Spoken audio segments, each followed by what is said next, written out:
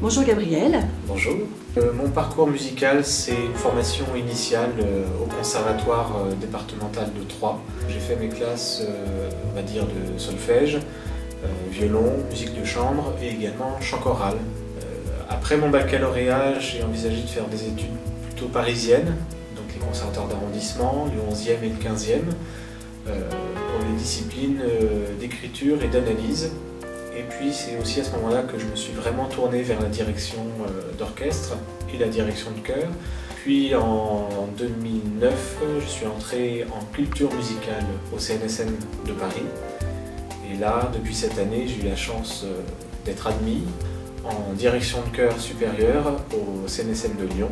Mon actualité aujourd'hui, j'ai la chance depuis l'année dernière d'être directeur musical au lycée Louis-le-Grand à Paris, donc ce qui m'amène à diriger l'orchestre et le chœur. Comment as-tu connu Audition Solidarité? Par le biais de Jean-Yves, qui est un copain de mon père. Alors Gabriel, as-tu déjà eu des problèmes d'audition? Ça m'arrive de temps en temps d'avoir des acouphènes, notamment après une grosse journée, même pas forcément après beaucoup de musique, mais une simple fatigue physique. Est-ce que tu te protèges en tant que musicien? Dans le cadre de mon exercice de chef d'orchestre et chef de chœur, pas encore. Après, dans les transports, par exemple, dans le métro, je mets les écouteurs intra-auriculaires, mais sans mettre de musique, simplement pour couper un peu de son. Pourquoi dire oui à Audition Solidarité? Hormis notre instrument, notre principal outil, c'est l'oreille. Ça nous sert de contrôle, ça nous sert d'écoute, de repère. Donc il faut en prendre soin, c'est évident. Alors bienvenue en tant qu'ambassadeur d'Audition Solidarité. Merci. Alors, comment tu vas, toi, en tant que chef d'orchestre, pouvoir faire passer le message? Par un certain comportement avec les ensembles que j'ai l'occasion de diriger, notamment avec les orchestres. À Louis-le-Grand, depuis l'année dernière, enfin, on a quelques estrades en rab, et j'en profite pour les faire installer, pour surélever les cuivres de l'orchestre.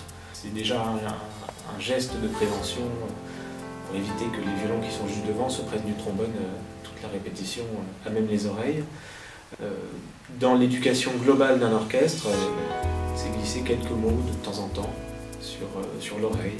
En tant qu'ambassadeur d'Audition Solidarité, à partir de maintenant, je vais continuer le travail que j'ai déjà commencé, mais l'élargir.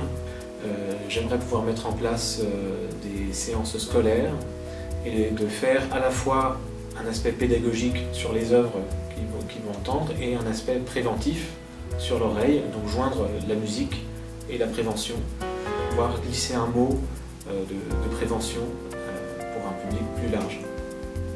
Merci Gabriel. De rien, merci beaucoup.